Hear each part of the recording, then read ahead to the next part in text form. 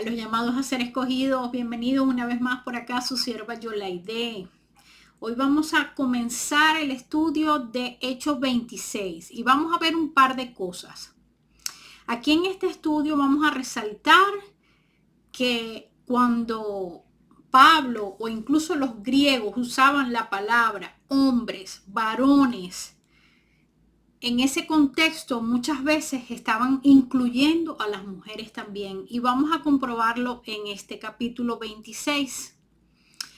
También vamos a hablar de la influencia de los judíos sobre Herodes Agripas II.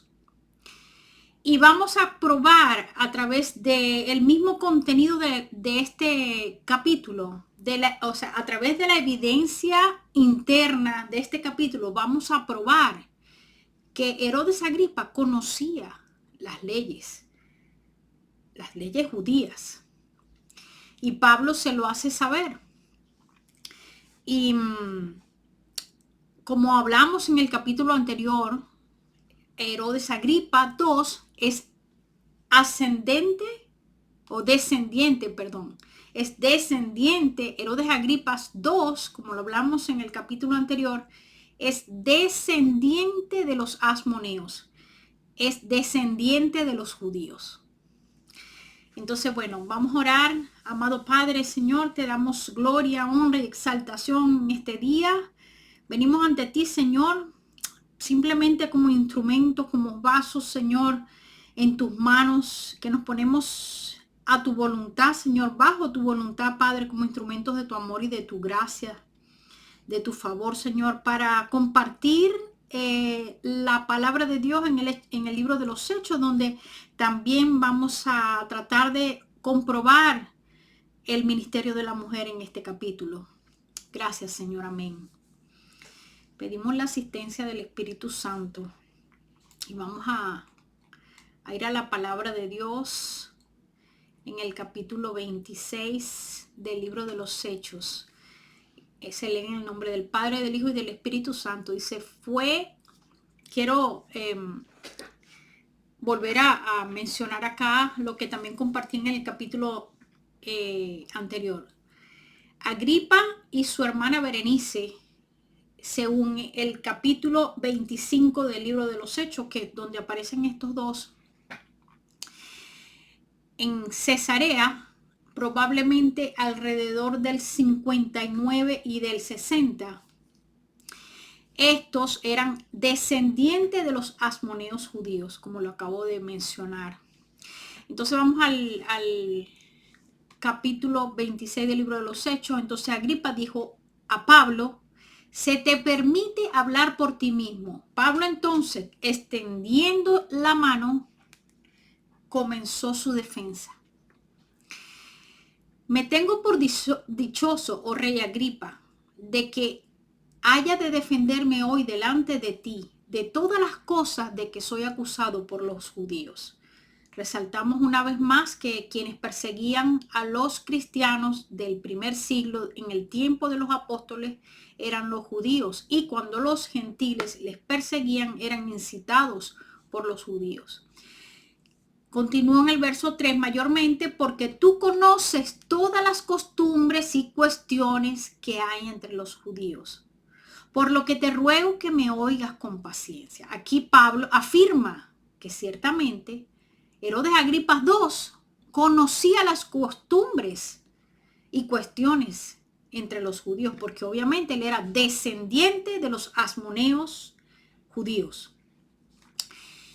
Mi vida, pues, desde mi juventud, la cual desde el principio pasé en mi nación, en Jerusalén, la conocen todos los judíos. Es decir, la vida de Pablo la conocían todos los judíos, los cuales también saben que yo desde el principio, si quieren testificarlo, conforme a la más rigurosa secta, es decir, un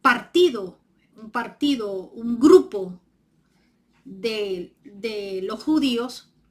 Entonces dice, conforme a la más rigurosa secta de nuestra religión, viví fariseo Y ahora, por la esperanza de la promesa que hizo Dios a nuestros padres, soy llamado a juicio. Promesa cuyo cumplimiento esperan que han de alcanzar nuestras 12 tribus.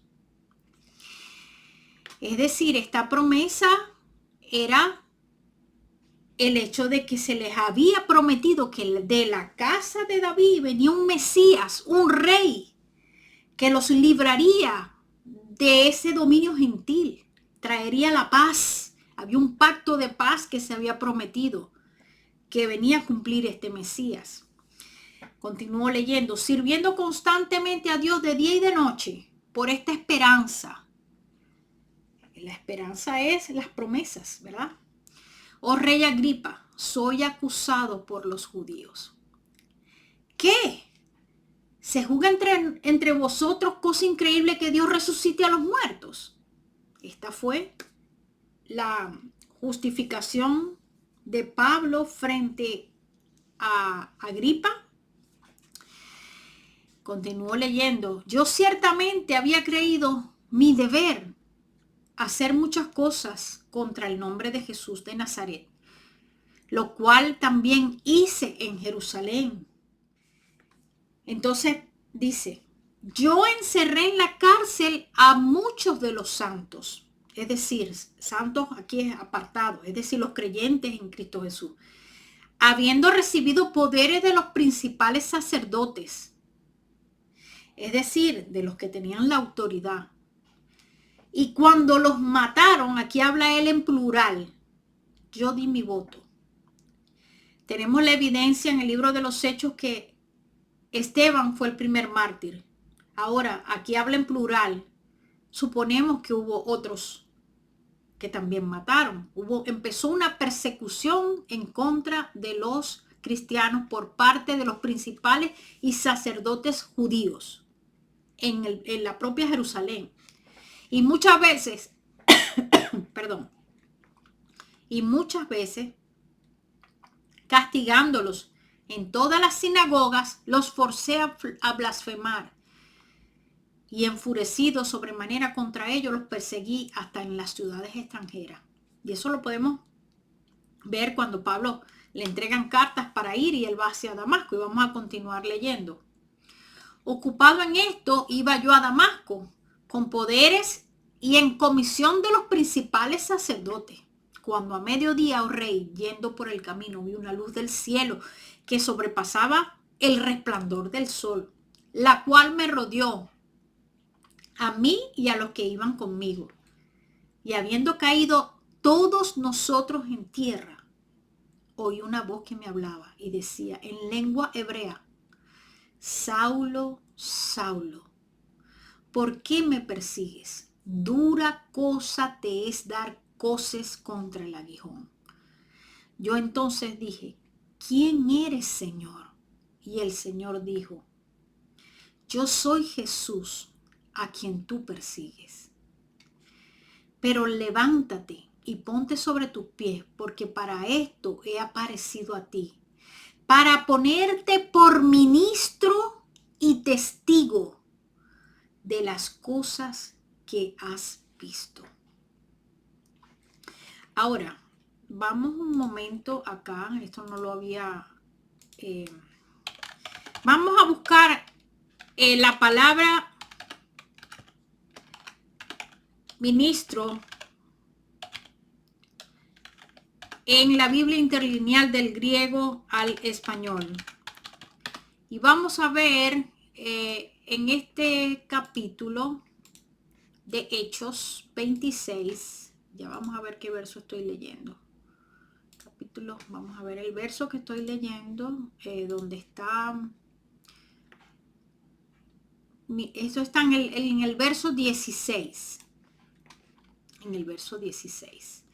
Entonces buscamos en la interlineal el verso 16 y vamos a ver cuál es la palabra en griego que él ahí dice. Pero levántate y ponte de pie sobre los pies de ti, hacia adentro a esto, porque fui visto a ti, ser previamente a mano designado a ti, subordinado auxiliar, y testigo. Ok, entonces, y de aquellas en que me apareceré a ti, librándote de tu pueblo y de los gentiles, a quien ahora te envío, para que abra sus ojos, para que se conviertan de las tinieblas a la luz y de la potestad de Satanás a Dios, para que reciban por la fe que es en mí perdón de pecados y herencia entre los santificados.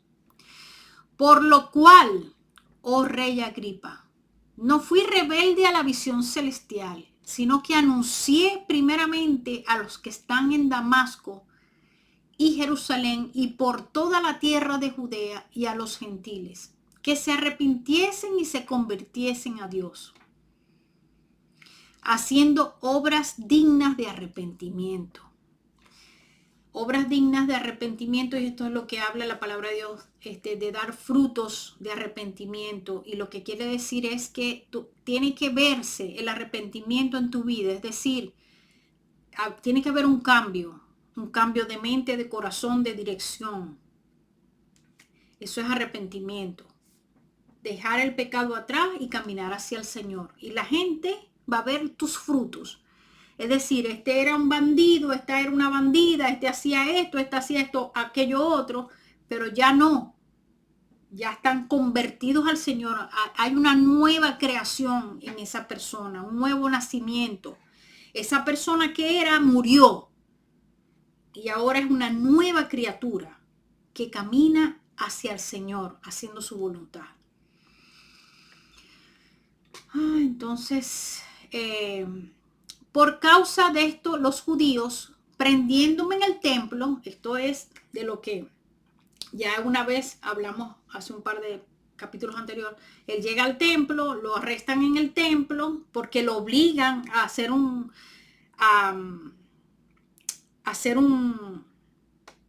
a purificarse, lo obligan prácticamente, lo forzan a purificarse. Y en el templo, cuando él se encontraba purificando, lo llevan preso. Pero habiendo obtenido auxilio de Dios, persevero hasta el día de hoy, dando testimonio a pequeños y a grandes, no diciendo nada fuera de las cosas que los profetas y Moisés dijeron que habían de suceder, que el Cristo había de padecer y ser el primero de la resurrección de los muertos para anunciar luz al pueblo y a los gentiles. Y yo busqué de dónde viene esto que Pablo está hablando, que viene de Moisés y de los profetas, que dice que el Cristo tenía que padecer y traer luz al pueblo y a los gentiles, porque los gentiles no son un plan que a última hora, como a Dios le salió mal que los judíos lo rechazaran, él se inventó un plan ahí, hizo una pausa en la semana 70, que es lo que enseñan en las iglesias, erradamente. Entonces incluyó a los gentiles ahí a última hora para traer celos a los judíos, que aunque lo dice la palabra, ya eso estaba en el plan de Dios. Y vamos a ver dónde está esto. Vamos a ir a Isaías 42:6. Vamos a comenzar a leer desde allí. Dice: yo Jehová te he llamado en justicia y te sostendré por la mano. Te guardaré y te pondré por pacto al pueblo, por luz de las naciones, para que abras los ojos de los ciegos, para que saques de la cárcel a los presos. Y esta cárcel no es una cárcel literal, sino una cárcel de la cautividad que tenemos al pecado cuando no estamos en Cristo Jesús. Somos esclavos de ese pecado, somos cautivos de ese pecado. Y es allí donde el Señor nos hace libres. Y de casas de prisión a los que moran en tinieblas, porque estamos muertos, estamos en las tinieblas cuando no tenemos a Jesucristo. Yo Jehová, este es mi nombre, y a otro no daré mi gloria, ni alabanza a esculturas. Es aquí donde una vez más podemos ver que el Señor no comparte su gloria con nadie, al menos que sea él mismo en la segunda persona de ese Dios único, que es el Hijo, Jesucristo, que es Dios encarnado. Y aunque es muy difícil para entender, para muchos es un misterio que, aunque lo podamos superficialmente explicar, porque hay evidencias en la palabra de Dios, no solamente en el Nuevo Testamento, sino en el Viejo, de que Dios subsiste en 3 personas. Entonces, él aquí mismo dice que no dará la gloria a nadie, siendo él Yahweh, aunque aquí tenemos Jehová, que es el nombre que se usa para no pronunciar el tetragrama del Señor, las iniciales del nombre. Entonces, es aquí donde nosotros comprobamos que si él está dándole gloria a Jesús es porque él mismo es Dios en la segunda persona, que es el Hijo. He aquí se cumplieron las cosas primeras y yo anuncio cosas nuevas antes de que salgan a la luz. Yo las haré notorias y estas palabras me recuerdan que el mismo Jesús también lo dice antes de la destrucción del templo y antes de él anunciar su muerte y su resurrección. Dice, es que yo les estoy diciendo estas cosas antes de que sucedan, para que cuando sucedan sepan que yo las dije. Entonces, es lo mismo que está narrándose aquí en Isaías 42. Y en Isaías 49, comenzamos en el 5. Ahora pues, dice Jehová, el que me formó desde el vientre para ser su siervo, y aquí está hablando de Jesús, para hacer volver a él, a Jacob, y para congregarle a Israel. Porque estimado seré en los ojos de Jehová, y el Dios mío será mi fuerza. Dice, poco es para mí que tú seas mi siervo para levantar las tribus de Jacob y para que restaures el remanente de Israel. También te di por luz de las naciones para que seas mi salvación hasta lo postrero de la tierra. Así ha dicho Jehová, Redentor de Israel. Título que se le da a Jesucristo, y por eso es que confirmamos en la misma escritura que ese Jehová que menciona Isaías es el mismo Dios que está representado en Jesucristo, siendo el Redentor de Israel. Dice, así ha dicho Jehová, Redentor de Israel, el santo suyo, el menospreciado de alma, al abominado de las naciones, el siervo de los tiranos. Verán reyes y se levantarán príncipes y adorarán por Jehová. Porque fiel es el Santo de Israel, Jesucristo, el cual te escogió.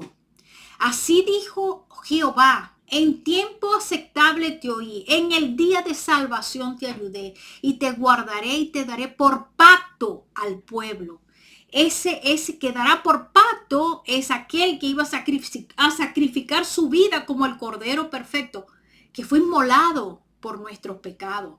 Y es a él al que Jehová daría por pacto al pueblo, para que restaures la tierra, para que heredes asoladas heredades, para que digas a los presos, salid, y a los que están en tinieblas, mostraos. En los caminos serán apacentados, y en todas las alturas tendrán sus pastos. No tendrá hambre ni sed, ni el calor ni el sol los afligirá. Y esto es un lenguaje figurado. Porque el que tiene de ellos misericordia los guiará y los conducirá a manantiales de agua. Y convertiré el camino en camino todos mis montes, y mis calzadas serán levantadas. He aquí, estos vendrán de lejos, y he aquí, estos del norte y del occidente, y estos de la tierra de Sinim. Esto se cumplió en Jesucristo. Y vamos a continuar leyendo el libro de los Hechos 26 en el 24. Diciendo él estas cosas en su defensa, retomando lo que Pablo estaba diciendo en su defensa, de que él era judío, de que él había perseguido a los cristianos, pero que por la resurrección de los muertos se les perseguía, se les quería dar muerte. Entonces Festo a gran voz dijo, estás loco, Pablo. Las muchas letras te vuelven loco. Festo, por más de que Pablo estaba recitando la palabra de Dios y cumplidas, cumplidas en Jesucristo, que es lo que él está afirmando. Festo, no entendiendo, le sale con que las muchas letras lo están volviendo loco. Y mucha gente se agarra de esto para decir que leer la palabra de Dios puede volver loco al cualquiera, pero no podemos sacar del contexto a la palabra, porque ciertamente el mismo Señor desde el Sinaí y en Deuteronomio, antes de entrar a la tierra prometida, a Canaán, les dice a su pueblo que tenemos que ir a las Escrituras y que tenemos que enseñárselas a nuestros hijos todos los días. Así que no está mal leer la palabra de Dios. Es un mandamiento del Señor, leer la palabra de Dios todos los días. Entonces, más él dijo, no estoy loco, excelentísimo Festo, sino que hablo palabras de verdad y de cordura. Pues el rey sabe estas cosas. Aquí sí está hablando de Herodes Agripa II. Porque por supuesto que él la sabía. Él era descendiente de judío. Delante de quien también hablo con toda confianza, porque no pienso que ignora nada de esto. No, por supuesto que no lo ignoraba. Él conocía. Pues porque no se ha hecho esto en ningún rincón, es decir, como decir a escondida. ¿Crees, oh Agripa, a los profetas? Agripa conocía la palabra de Dios. Por supuesto que la conocía. Él no era un gentil. Yo sé que crees. Entonces Agripa dijo a Pablo, por poco me persuades a ser cristiano.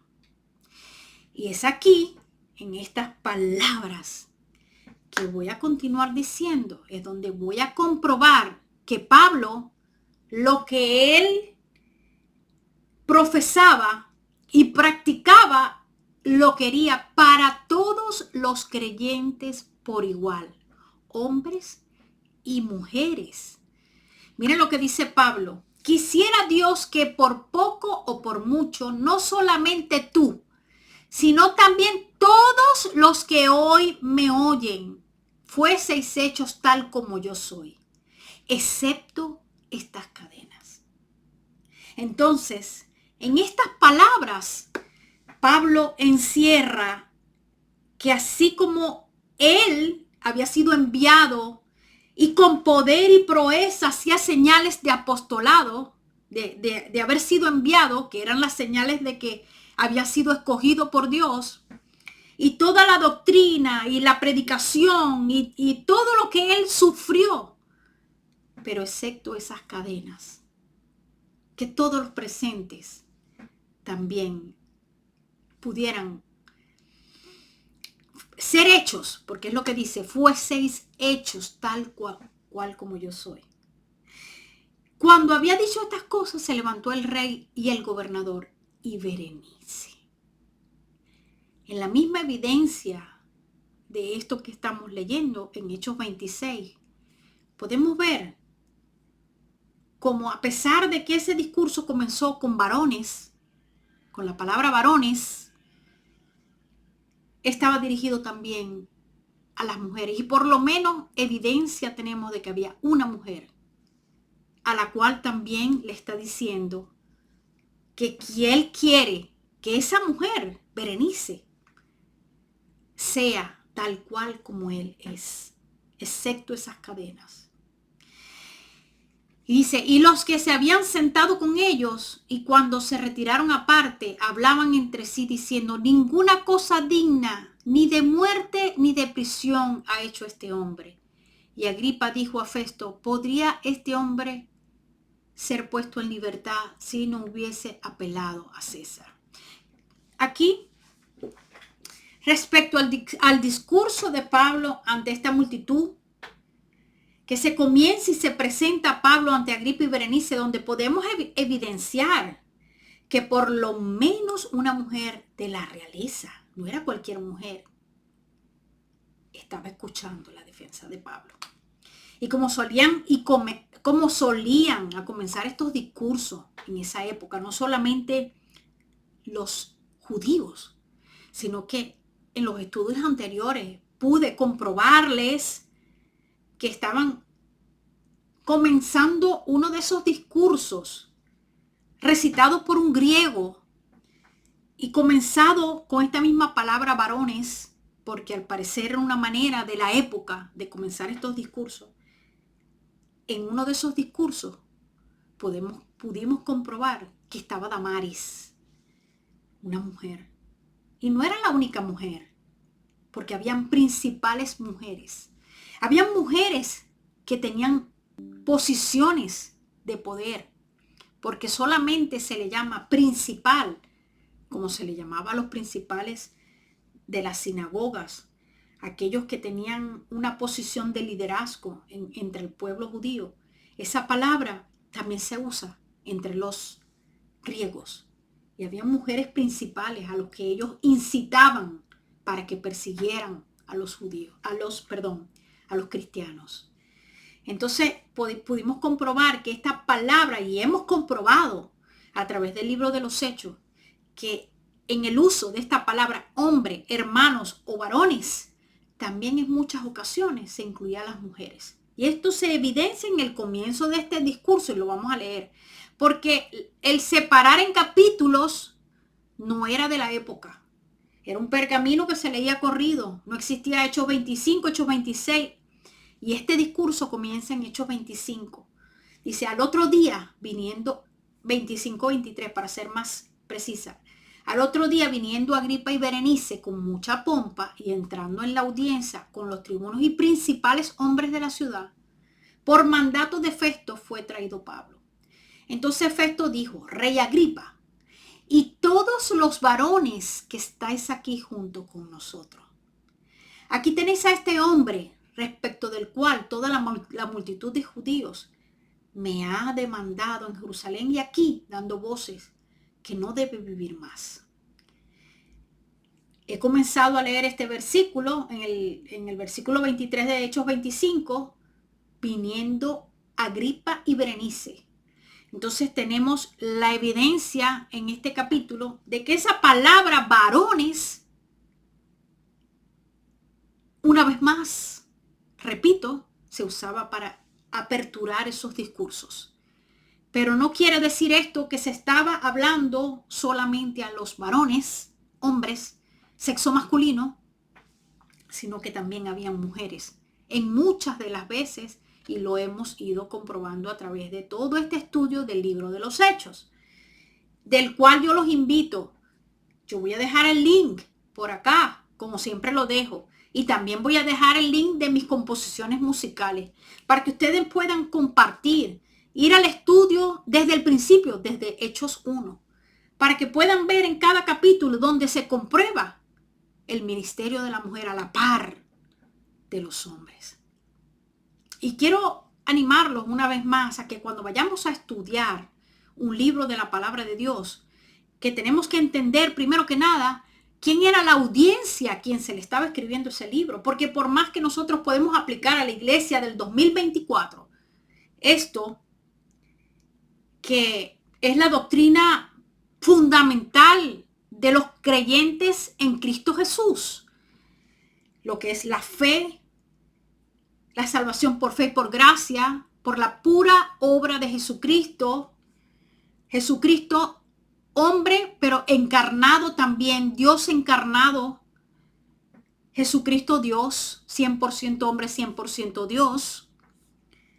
Padre, Hijo, Espíritu Santo, que son las tres personas de un único Dios.